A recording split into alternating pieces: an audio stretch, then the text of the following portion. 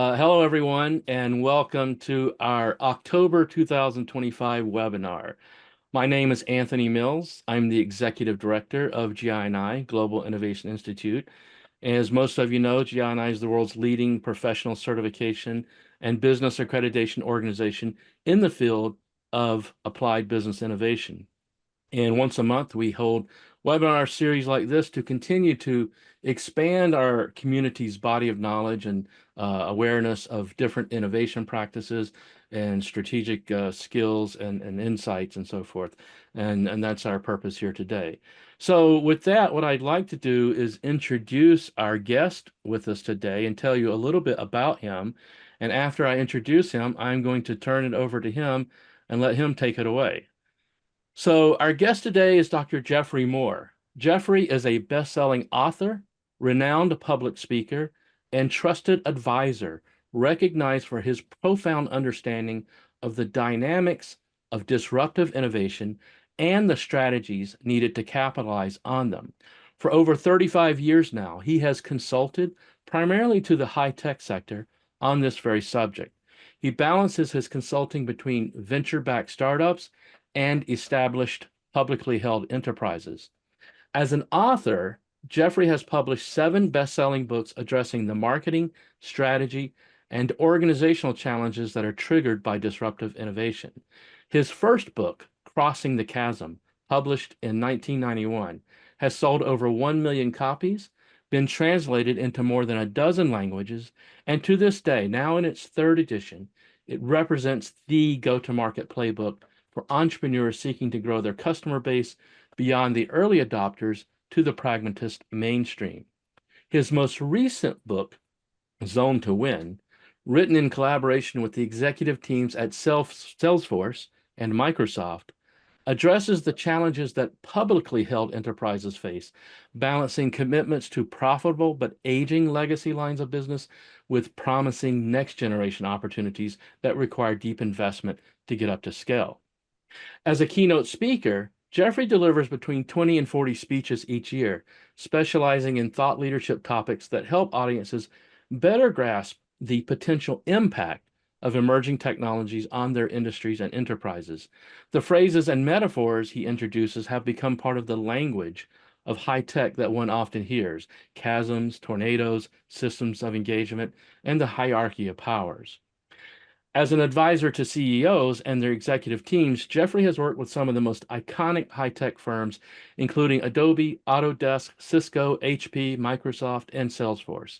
He has also helped emerging companies rise to prominence, including Aruba, Box, DocuSign, Gainsight, and Proofpoint. Advisory efforts include strategy check workshops, thought leadership narratives, executive development, and organizational design. Most recently, Geoffrey has extended his reach beyond business to engage with his first loves, which are literature, the teaching of writing, and philosophy. His latest book, The Infinite Staircase, synthesizes the metaphysics of contemporary science with the ethics of traditional religion to provide an integrated platform for building what has always been his most perennial concern: strategies for living. Geoffrey obtained his bachelor's degree in American literature from Stanford University and a PhD in English literature from the University of Washington. Following a tenure as an English professor at Olivet College, he transitioned to sales and marketing roles in the high-tech industry, ultimately finding his niche in marketing consulting at the consulting firm Regis McKenna. He subsequently co-founded the Chasm Group, Chasm Institute, and TCG Advisors, and presently serves as Chairman Emeritus for all 3 of these. He is also on the board of directors at Enlight, Phaedra, and WorkFusion. Today, Geoffrey is going to be sharing select insights from his book, Zone to Win, on exactly how to catch the right next wave and thereafter effectively capitalize on it, all the while protecting our existing core businesses. This is important to all of us because ultimately our organizations need these types of strategies to remain relevant to their markets and to even newer markets, and thereby resilient to the constant changes that are happening all around us. So, Geoffrey, good morning. I want to start things out by asking you the following question. You are best known for your first book, Crossing the Chasm, which is a playbook for startups looking to penetrate the mainstream market with a disruptive innovation. Your most recent book, Zone to Win, focuses on established enterprises looking to do the same thing. What makes this different? Jeffrey, the Yeah, floor is wow. yours. Well, first of all, Anthony, thank you for that rather extended but eloquent introduction. I really appreciate it. My I almost pleasure. didn't recognize who you were talking about. But look, okay, so what we want to talk about today is the dynamics of disruptive innovation. And as Anthony just said, we initially explored these during the 90s with the startup community, but as disruptive innovations become part of every industry with digital transformation, it's now a fact that everybody has to deal with it, not just the startups. I have two slides I want to share. One is going to represent crossing the chasm and its material. The other one is going to represent zone to win. And I kind of want to lay out these frameworks. They're both frameworks, and they're designed to help business people make decisions when you really don't have enough data to feel totally confident in what you're doing. So you have to have pattern recognition. And the purpose of a framework is to permit pattern recognition. So with that in mind, let me bring up the slide I want here. It's not quite what I'm, hold on. It's not quite what I expected. Stop share again. Try one more time here. Share, I want to share. Oh, here we are. There we go. Okay, here we go. Now I'll put this in presentation mode. And okay, so this is the first of the two slides. And this actually is the technology adoption life cycle. And it's the basis of my work for the last 35 years. Basically, what it says is when you introduce a disruptive innovation into any community, these five types of that are in the bell curve, five personas have different reactions to how they react to the disruption. The technology enthusiasts and the visionaries both are excited by it. They are drawn toward it. They make the technology enthusiasts become expert at it. They want to get in early. They like to be first movers, and they make something we call the early market. And the early market is made up of customers who believe what you believe. This is incredibly important for startups because they really need to have somebody have faith in them because they have no track records. And the key to the early market is you kind of do whatever it takes to make that technology work for these specific customers. So they don't have any budget for your technology. They have a budget for what they call special projects. And so it's a project playbook market. You do the project, even if you're a product company, at this point, you treat everything as a project. There's no ecosystem yet to support your technology because there's a lot of work that still has to be done. So that's what you do. And the sales cycle requires you to help the customer create budget, and then they dedicate that budget to you. It's a wonderful time in the marketplace if you're a high tech person, but it's a handful of customers. And then the rest of the market says, okay, I've seen what's happened here. It's pretty remarkable, but I'm not sure it's ready for prime time. I'm not really sure. I don't see any references. I don't see other people in production. And so that created something we called the chasm. And the chasm is a period of just delay and hesitation. Sometimes people do proof of concept projects, but they're not really willing to buy in because they just don't see enough market support or market momentum or track record for them to make what turns out to be a fairly high risk investment. So the second playbook, the one that happens just on the other side of the chasm, for the crossing the chasm playbook, is you pick a single target market. Sometimes we call it the head bowling pin. Sometimes we call it the beachhead market. But in either case, you pick one market that has a very challenging use case. The current solutions are not working. The business process in question is deteriorating. The entire enterprise is on edge because they need to fix this thing, and they can't find a fix in their normal solution portfolio. So what the startup does, or what the disruptive innovator says, is, look, we can build a solution with you. And the key here is you not only build it for one customer. This is a problem that is endemic to an entire industry. So the target market is an industry with a problem business process. I'll give you a simple example. If you think about the contact center or call center industry, for years and years and years, we had something called IVR, interactive voice response. Press one to get to an operator, press two to blah, blah. That IVR system is no longer acceptable in an era of chatbots and AI and whatnot. So that would be an example of a place where there's a target market segment needs a new solution. And what the disruptive innovator has to do at that point is commit 100% to give 100% of the solution that use case needs in that industry. And sometimes you have to bring partners together to help you do that. But when you do that and you solve it for one company, a second company, a third company, but the fourth or fifth company, the entire industry has heard of you. And instead of you having to chase them, they start chasing you. And for a startup, that is the beginning of a wonderful, wonderful period.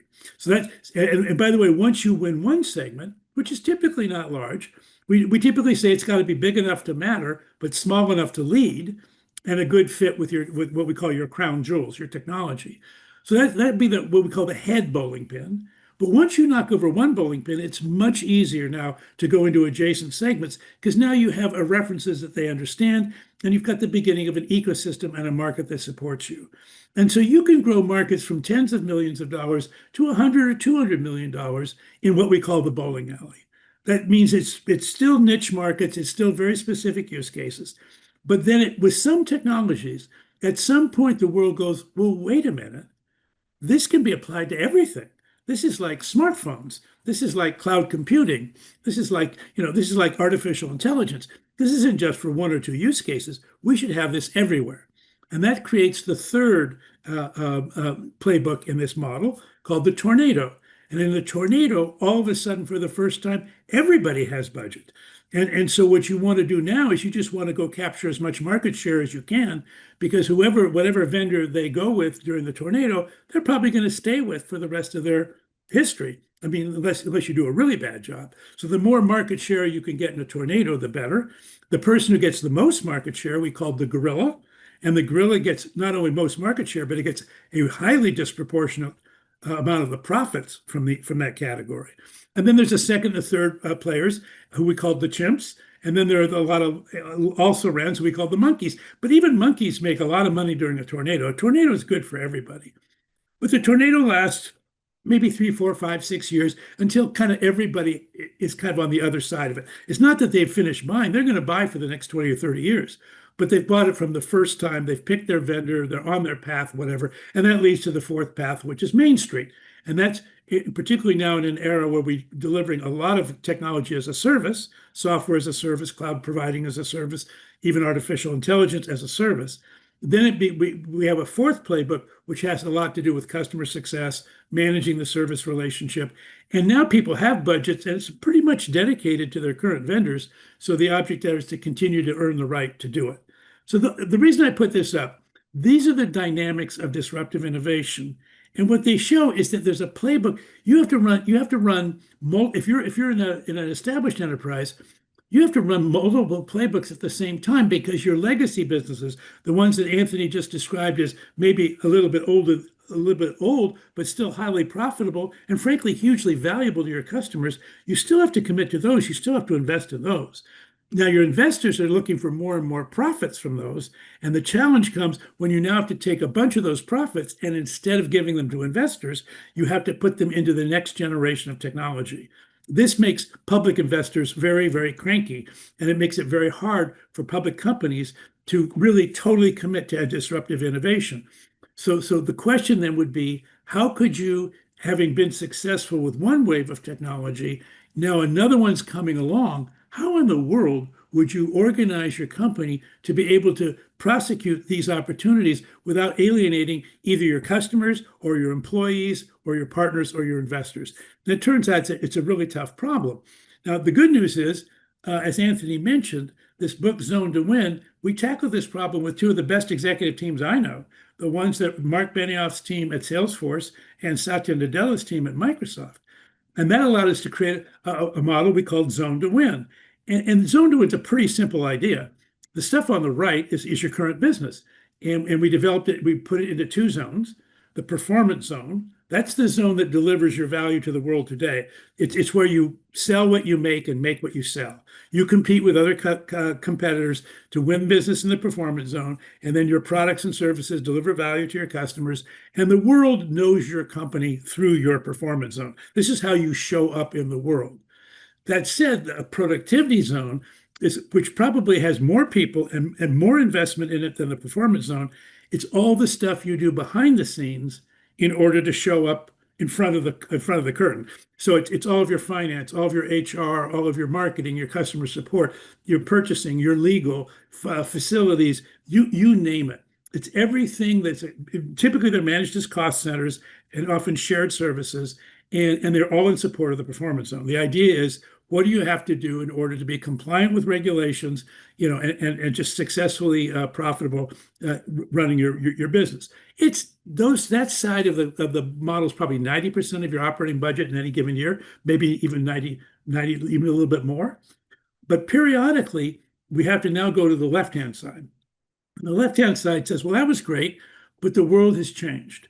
I would say the biggest change in the last decade has probably been something we were calling digital transformation. Every industry became very infused with computer technology and information technology, and it changed some business models, but mostly it changed our operating models, but pretty darn dramatically. And I'll give you the example that always comes to mind for me is taxi cabs versus Uber or Lyft. So it's the same business model. You're giving rides to other people for money, but the operating models were radically different. And the Uber Lyft operating model was so superior to the taxi dispatch, wave down a cab on a curb model that it just, frankly, it just wherever it showed up, it just eviscerated the business for taxis. So they had to come back. So how do you do that? If you're an established enterprise, we said, look, for disruptive innovations, you're not going to try to jump on every one. So you need something we call the incubation zone, which is a place to try out the new innovation in public with real customers, but in a controlled and constrained manner. So restricted distribution and target markets. You're not taking this to your traditional customer base yet. You're trying to figure out if this is A, something you're supposed to do at all, and B, if it is, how can you get good enough at it to bring it eventually into your performance zone? The last zone, and the one that's used the least often, but when it's used, it becomes the most impactful, is called the transformation zone. And that's where you say, okay, we are going to do this, and we're going to do this at scale, and we're going to put a lot of wood behind this arrow. We're going to put a lot of investment in it. In the short term, it's going to make our financials look terrible to our public investors. We're sorry about this. As a CEO, I will tell the narrative that explains why, but undoubtedly some value investors are going to sell my stock.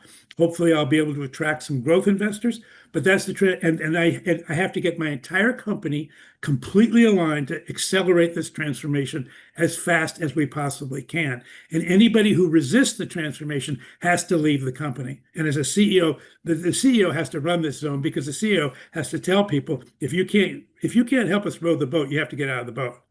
Now, I just want to give you one example, and then I'll bring this home and I'll bring it back to Anthony.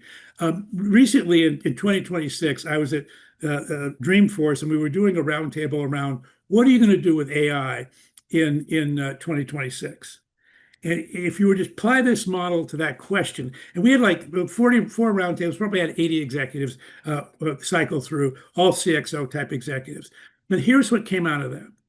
If they were doing an incubation zone, the reason they were doing that is they were exploring the possibility of either them using AI to be a disruptor, which frankly is pretty rare in big companies, more likely to guard against being disrupted. So, for example, a number of the banks are concerned about fintech startups taking away, say, their retail business or whatever, and they're interested in incubating and creating brand incubation opportunities to explore how can we participate in this new model? Because there's no branch banks in a fintech. There aren't any of them, and most large established banks have thousands of them. So how would we do that? What would that look like? If we're going to do a transformation, this is the catch the next wave or get left behind. If we don't do this, we're frankly going to be irrelevant.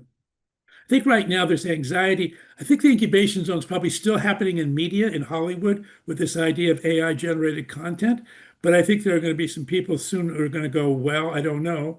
Certainly the digital transformation of media itself, going from television to cable to streaming and now to potentially AI generated content.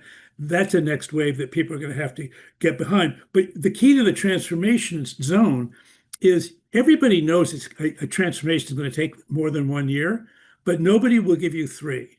So in other words, the problem in the transformation zone is you got to get on this next wave and you have a 2-year window to do it. And the problem is it probably is 3 or 4 years worth of work. So you have to go as fast as possible, which is why you cannot tolerate any internal resistance. That's why the CEO has to take a command and control lead of that sort of thing. Now, that said, I would say well over half of the people in the workshops were on the other side of this framework. And the ones that I think were most exciting were the ones who were going to use AI to modernize their operating model for competitive advantage. These were people like wealth managers who were going to be able to do, first of all, give better service to high net worth people, but also use AI to reach out to people who are just beginning to build a nest egg, who you can't afford to assign a wealth manager to, but they want wealth manager as well. They think there's opportunities in education and healthcare both to use AI to modernize their operating models in order to give better social services. I think the people that are using it in sales and in software coding are saying, look, with our contact centers, Salesforce said I think 40% of their contact center calls are now being serviced by AI agents with no human beings involved at all. And they also are getting back to people who've made inquiries who are kind of low qualified leads that they would normally not have gotten back to at all. They're getting back to through agents and actually closing sales. So it's a pretty exciting opportunity in most industries to modernize your operating model.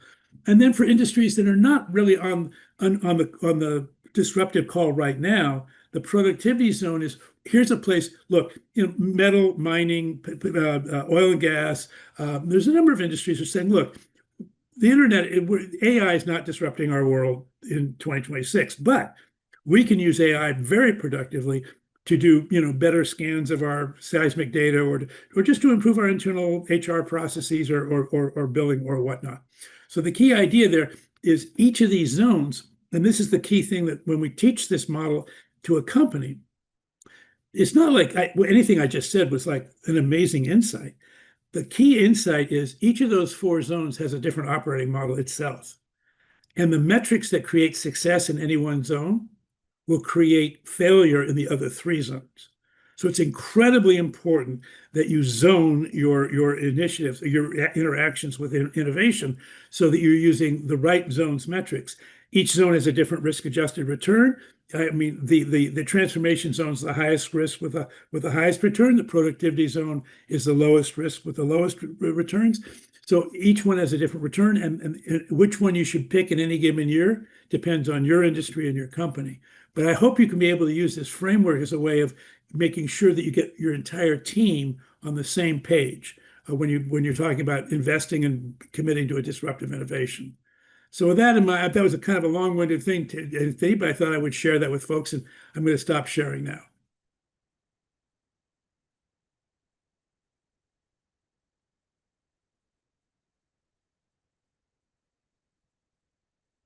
Oh, I can't hear you.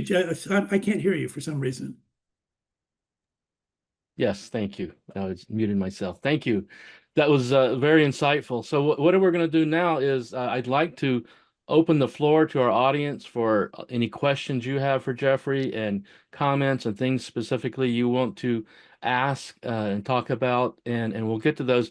Let me sort of kick things off with a few questions of my own and let Geoffrey sort of address those, and then we'll get to some of those other questions. So my first question is, I have several, so my brain just goes 100 miles an hour with lots of questions. But okay, so you talked about the CEO sort of spearheading that transformation zone and probably giving some oversight to that incubation zone as well. Is that to infer then that back over there on the productivity zone, we're gonna delegate that to our chief operating officer? That's the territory of the CEOs. Can you highlight on that? Yeah, yeah. I think particularly in times of disruptive innovation, the CEO has to have a bench, has to have, and it's typically, by the way, the performance zone is typically run by a chief product officer. This is tech, a chief product officer and a chief revenue officer. And those two people then run the ship. And obviously the CEO, he's accountable for the entire corporation, or she's accountable for the entire corporation. So that there is some oversight. But in general, their presence is needed to champion the disruption. Right, because the CEO, if they're spending all their time focused on that productivity zone, ultimately they're failing their organization by not driving the transformations.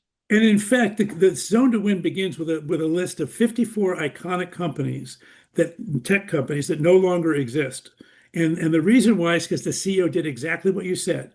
They Mhm. they felt their first responsibility was to make the number in the performance zone, Mhm. They underemphasized the transformation, and the transformations never got to the finish line. Right, that's right. Now, thinking about the next wave and stuff we're looking at, and what's going to be that transformation. I mean, there's obviously anytime we're dealing with innovation and new technology and new markets and situations like this, there's a lot of unknowns that we're dealing with. So there's a lot of speculation, and of course, that's where the experimentation comes in to try to figure out, which is the right wave and how big of an impact is this? Is this a problem worth solving? Is this an opportunity worth pursuing? But we also deal with the reality of bubbles at times. And, you and I remember the internet bubble of 1999. And, and a lot of organizations, especially startups, were trying to catch that wave and it backfired. And there's a lot of people that are worried that the same thing is happening currently today with AI. Talk to us about where the bubble situation fits into that whole Well, framework. my question is when was it not a bubble? I mean, no, seriously, every Yeah. single technology adoption life cycle, I think, has a bubble because people see the opportunity. They want to pour money into it. They pour too much money into it. They also fund 6 or 7 companies with the assumption that each one could be the gorilla. By the way, if they pick the gorilla, they're going to be heroes. But if they picked any one of the other 6, they're not. And so there is a bubble. And I think as people who are not investors, but well, except we're investing our company, we're investing our operating income, we're investing our people's time. We have to say, look, I have to look past the bubble. So I should not be caught up in the hype. The question, and this is why I think the crossing the chasm discipline really is helpful. Don't we have a problematic business process that come hell or high water, we still would want to apply AI to this thing? And why don't we go there first? And as for being the first mover, that is for geniuses and visionaries. And frankly, I think for established enterprises, it's a bad strategy. I think being a fast follower is a much better strategy. And fast follower implies after the bubble has popped, and now we're coming back. Because by the way, after the bubble pops, the thing does end up being big. I mean, the internet, as you kind of noticed, it's a pretty big thing. Thing. But it went through its collapse. Yes. Right, and you're right. I mean, the internet was completely transformative of society. So what we'd call transformative innovation, right? It transformed how society operates. And so it was big, but yeah, it seems like we have to get through all the noise and hype and the bubbles of all that. And I think the same thing's happening with AI. AI is going to be a transformative innovation in its many different incarnations and forms, but yeah, we're having to get through that. But I think you're 100% right in terms of we have to focus on what's just the right thing to do, the first principles here regardless of the hype, and see beyond the bubble, see beyond the hype. You're right. Now, one more question, and then I'll get to some of the audience questions. Is you mentioned that 2-year window, but I'm going to ask you, might there be some exceptions to that? And one organization I think of in particular is Apple, because they seem to take 4 years to get to that point. So how does that fit with How your does that frame? really work? I think at the end of the second year, you have to be in the positive territory. In other words, you don't have to be through the thing, but what you can't do is enter the third year still going downhill. Okay. And because at that point people just they just the elasticity just doesn't carry you over. So what that means is if you are first of all, it means don't start a transformation too early. Keep it in the incubation zone as long as you can, because once you start the clock, now you've announced the transformational initiative. The second thing is when you do start the clock, put everybody on an 8-quarter timeline Mhm. and say, look, at the eighth quarter, we at least have to have these metrics. And by the Mhm. way, that means in the seventh quarter, they probably ought to be here, the sixth, the fifth, the fourth, the third, the second. Oh my gosh, we're already 2 quarters behind and we haven't started. And that's sort of the spirit. Okay. So in our community here, Waleed has a question, and a lot of the people hail from different public sector organizations as well. So he wants to know, how where do governments and different ministries like ministries of education, where do they fit in all of this? I mean, they deliver a lot of services and so forth, and so related to AI and how it is, and how they will be impacting education, for example, he's guessing that grassroots it's a grassroots revamping of the process. Are they just should they just keep watching? Are they victims of the situation, or should government organizations be doing something too? Well, yeah, I mean, look, the two places, at least in America, that I think that AI can have the biggest impact in social services are healthcare and education. And in each case, the providers, the teachers and the doctors and the nurses and practitioners, are horribly, horribly, horribly overworked. Because both education and health want to be handled individualistically with a high degree of customization per person or personalization, but you have 25, 30 kids in a classroom. A doctor is seeing 15 patients a day or whatever. That just doesn't work.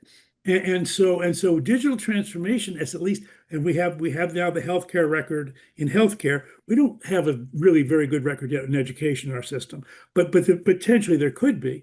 And by the way, there's a company, there's a fellow out here in my neck of the woods. I live in Silicon Valley, named Sal Khan, and he's got something called the Khan Academy, which has been very proactive about their AI assistants called Khan Amigo, and it's an incredibly valuable tutoring assistant for kids.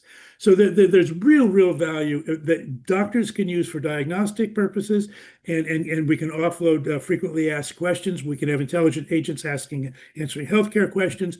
They can help with AI can help with scheduling. It can help with an enormous number of places. So the issue then becomes, how compelled is the Ministry of Education or the Ministry of Health to up its ability to deliver valuable services to the population? Because the population wants more than whatever you're giving them. The population would like more of it, a lot more of it, but it's hard to afford, and it's hard to get the people to do it. So I think it's a huge opportunity. Now, the anxiety around it, just to make close on that, is if doctors start using chatbots to do diagnosis, or teachers ask AI to write their lesson plans, isn't everything going to kind of degrade and become more and more mediocre? And the answer is, if that's what they do, yes, it will. So one of the things they talk about is something called ICA, intelligence consulting activity. I can't remember exact. I think it's intelligent consulting activity. But what it means is, if you're a teacher or a doctor or a business professional, before you ask AI a question, try to answer it yourself first. And then use AI as a colleague to test the quality of your diagnosis, or test the quality of your lesson plan, or whatever, as opposed to try to outsource your job to an AI agent, which is not a good idea.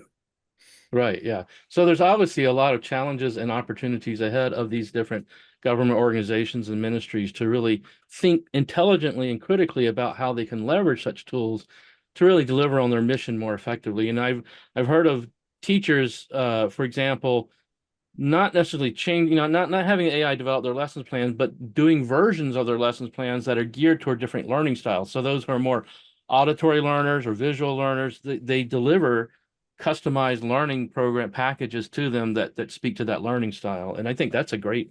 And by the way, you just made me think of one other point. I know there's a lot of anxiety about AI reducing jobs in the workforce. But in healthcare and in teaching, it would increase the number of people entering the profession. Because Mhm. right now it is such a burnout profession that even though you might be motivated to want to teach or be a healthcare professional, it's a really tough hill to climb. But if you said, no, we're going to arm you with the latest and greatest AI tools, I think you could get twice as many teachers and twice as many healthcare providers, which would be great for everybody. It would be, yes. And then AI could help us figure out how to structure the budgets to, operate that. Yes. So here's a comment from Barbara in our community. She said, "This is great. Thank you. What do you recommend in a company going through big changes and some are not on board or open to that change? How do those who are on board, but not the CEO, for example, and so the people who are on board, they can't fire people. How do they deal with the coworkers who are resistant to the transformation? Are there techniques we can use to help them get on board?" This is really, by the way, this is kind of a large part where the zone model comes from.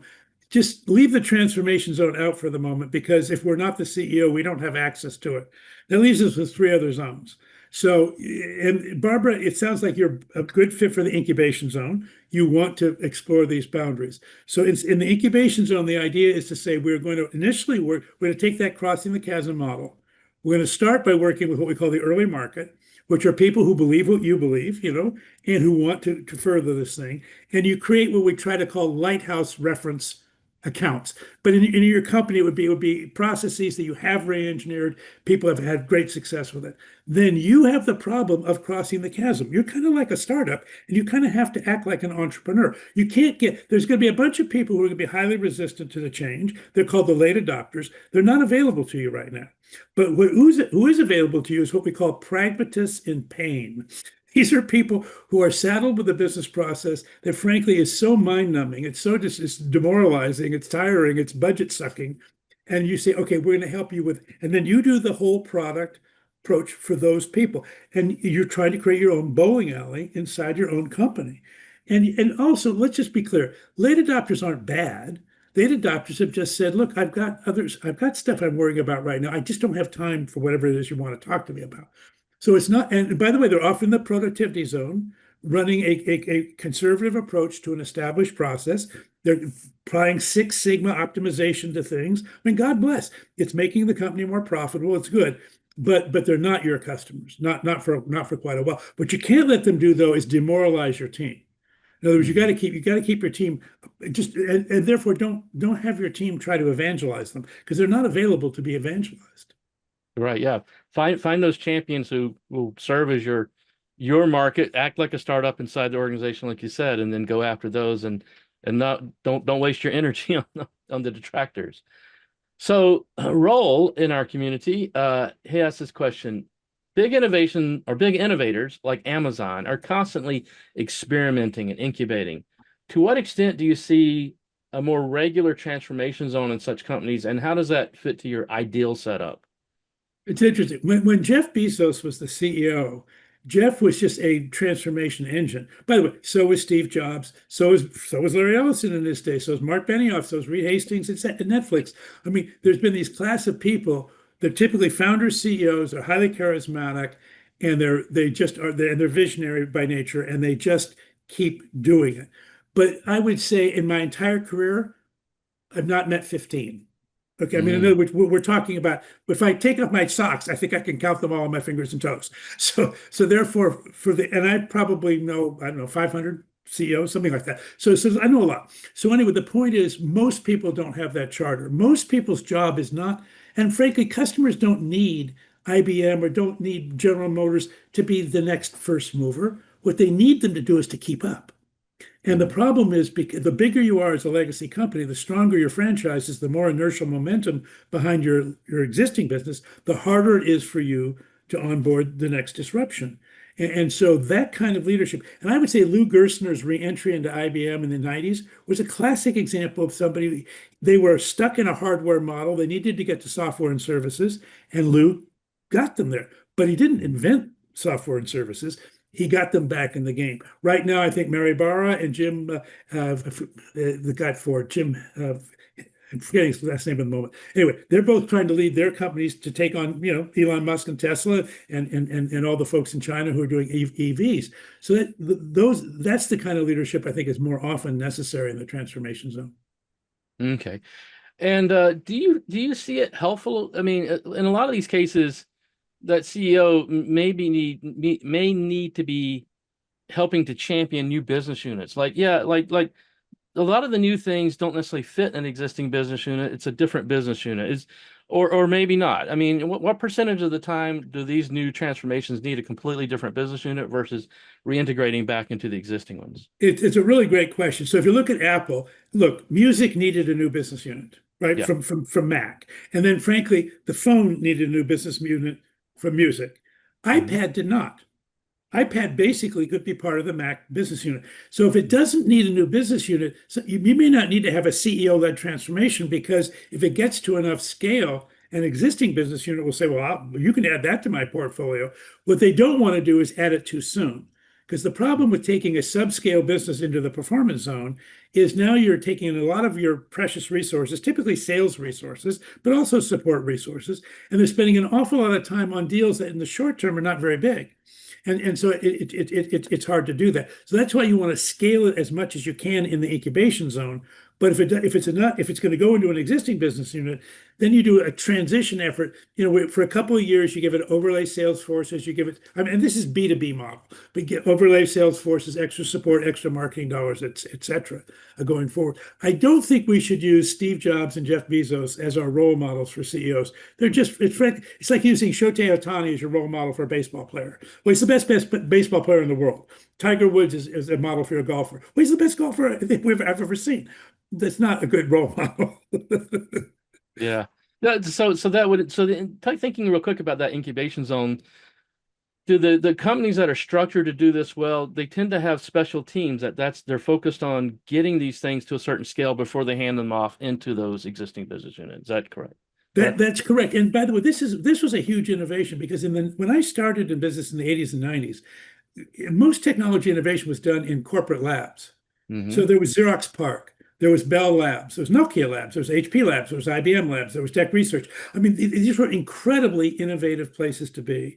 hmm But the problem was they created, Xerox invented the Macintosh. Apple did not invent the Macintosh. Right. But Xerox could not get it to scale because the corporate lab never took anything to market. They always wanted to put it into the performance zone to take it to market, and the performance zone is too small. So what we learned was the venture capital startup model of saying in the incubation zone, create startup. I mean, and by the way, it's not an incubation unless you're going for customers. If you're just doing R&D, you're actually still in the productivity zone doing R&D as a cost center. God bless. Mhm.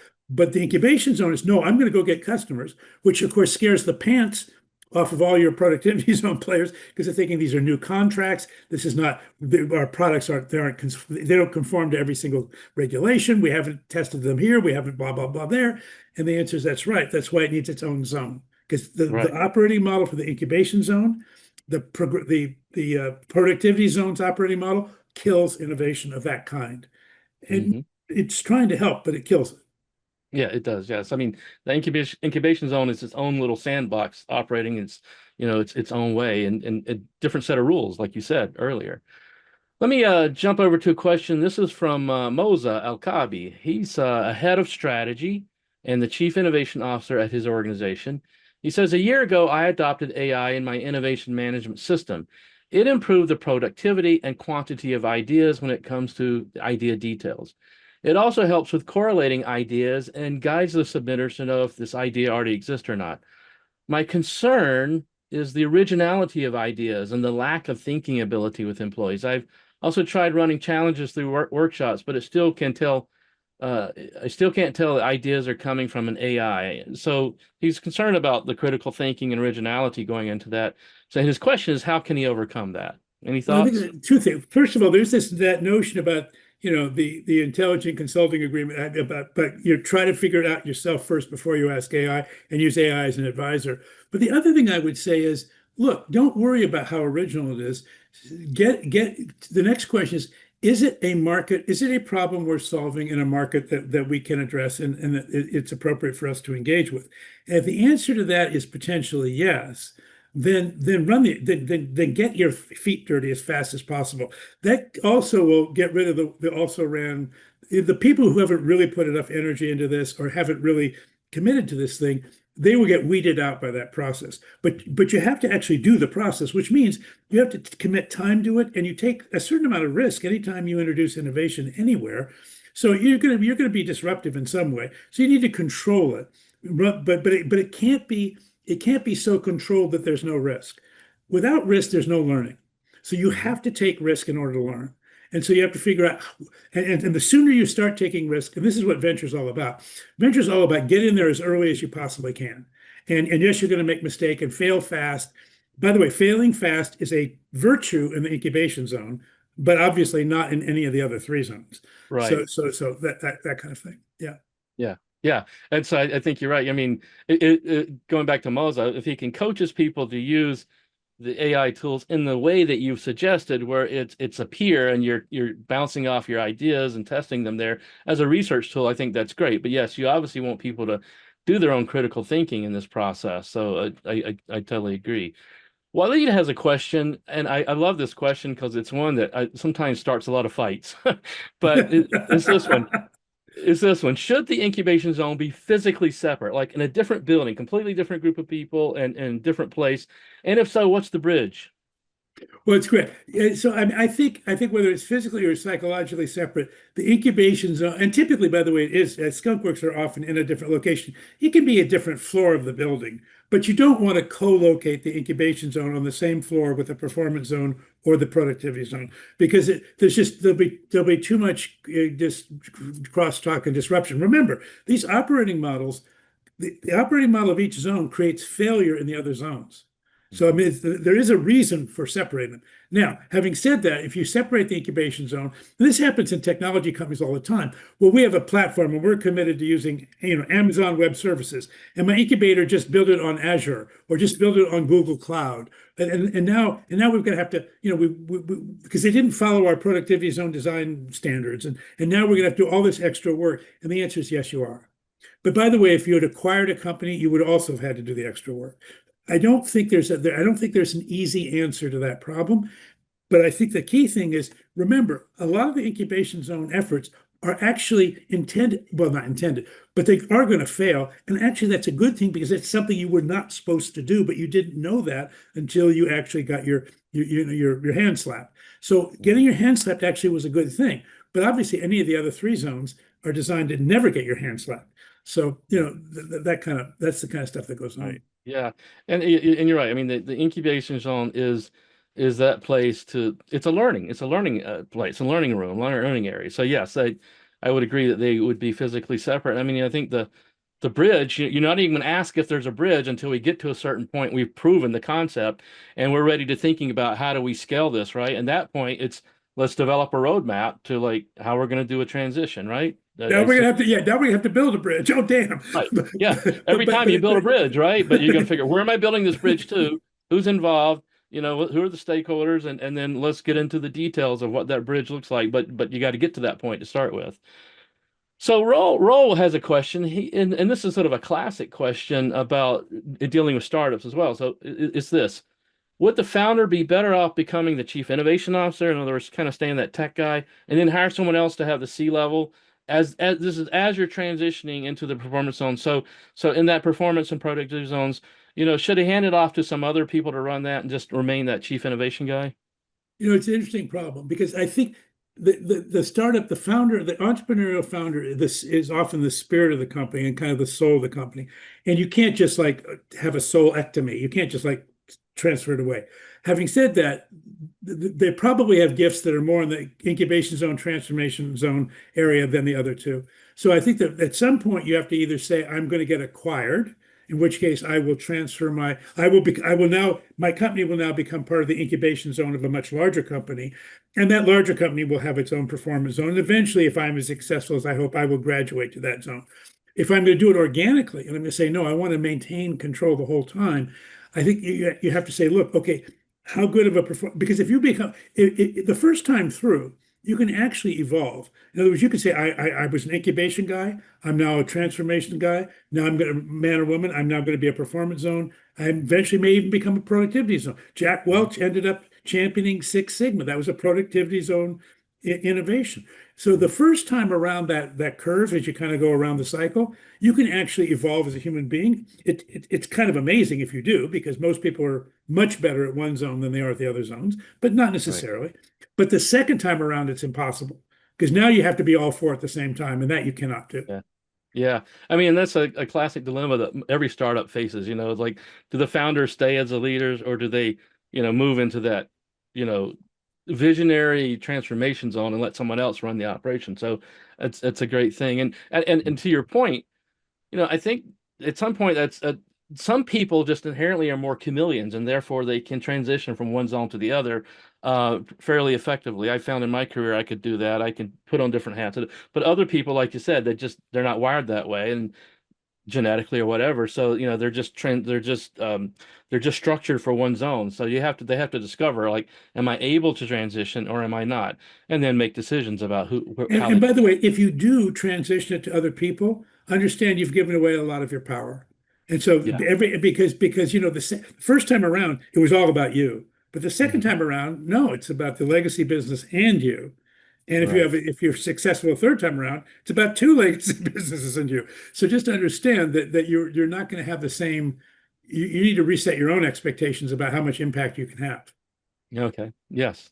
So a beer in our community, he wants to know what are the most critical competencies that inventors and entrepreneurs should have or acquire when their business is at its early stage, specifically at the credibility stage where they have to pass that credibility threshold, being trustworthy to attract more venture capital. Are there specific competencies they should consider or to have or improve to get through that? You bet. And I would say even before venture capitalists, you know, you want to attract your customer as well. So I think a couple have come to, first of all, there's just the entrepreneurial drive, which is I am willing to make mistakes in the spirit of innovation and going forward. But that has to be combined with care. So you have to, the customers have to know you care. Even your investors have to know you care. There's a mission, there's a vision you have is a higher good. It's not just to make you rich or make your investors rich and you because you're going to enlist people in service to a cause that at the beginning it does not have very promising outcomes, right? I mean, at the beginning it's a lot of no's before there's many yeses, and so there has to be something really worthy to do it. So I would say worthy cause, and then I think and caring, and then intellectual and entrepreneurial spirit, and I think the last one I would put is what I would call intellectual curiosity.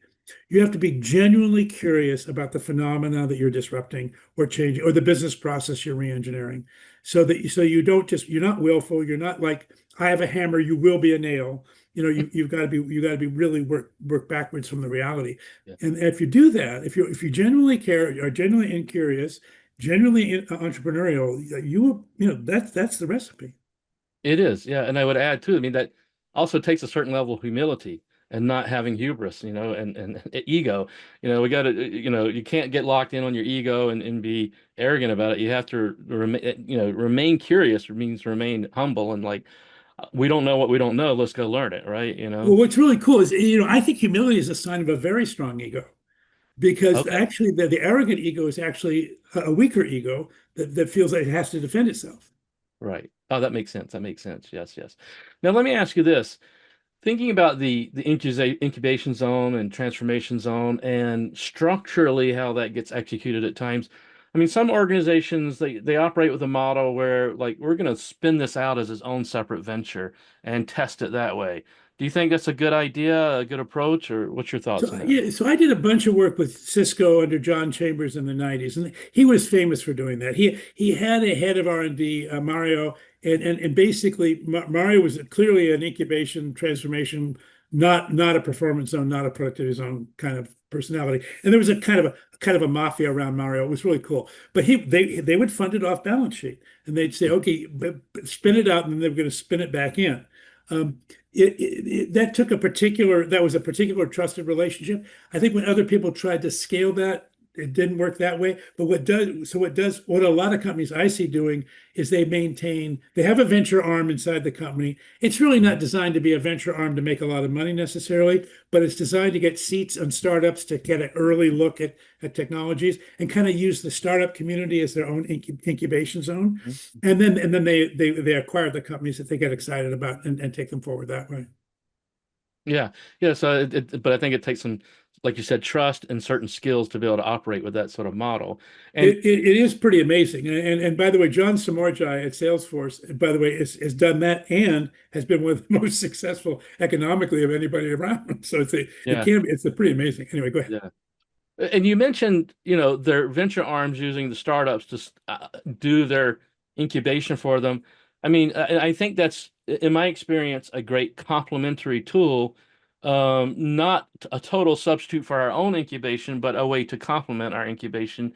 Because if that's the only incubation we're doing, I think we're being a little negligent in our business. Would you Well, agree? this gets to another idea about the zone model, which is, we've been talking about this zone at the CEO level, but now I'll just be a business unit manager. Well, I Hmm. can zone my business unit. So I have my Hmm. existing product line, I have my existing productivity processes, and I should be doing incubation in my own category.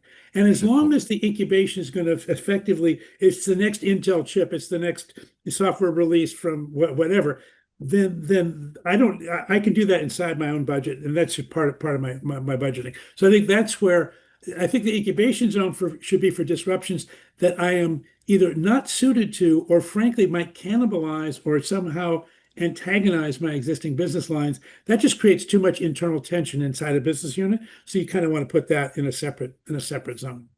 Like a corporate Exactly, incubation. exactly. The corporate, that's where you'd put your new M&A acquisitions. By the way, every M&A acquisition, there's somebody in a development organization says, well, we can build that. You don't have to buy that. We're building it right now. Mm-hmm. And the answer is yes, you are, but they've already built it and they're very good at it. But So it yeah, always creates tension, always creates yeah, tension. it's an easier path. So Waleed, we got a time for a few more questions and we'll wrap it up. So Waleed wants to know, how should ideas that are completely away from the core be handled? I mean, jumping from software to hardware, from car making to selling flowers. I mean, something completely. Actually, the case that comes in my mind out of this is Nokia. They started out rubber boots, then rubber tires. Oh, let's get into electronics, and eventually that's phones, and then now it's network equipment. I mean, how do they handle that? Such radical transformation. I think radical transformation needs a different company. I think so. I think going from rubber boots, God bless, if you're in Finland, maybe you had nothing better to do. But going from mobile phones to network equipment isn't crazy.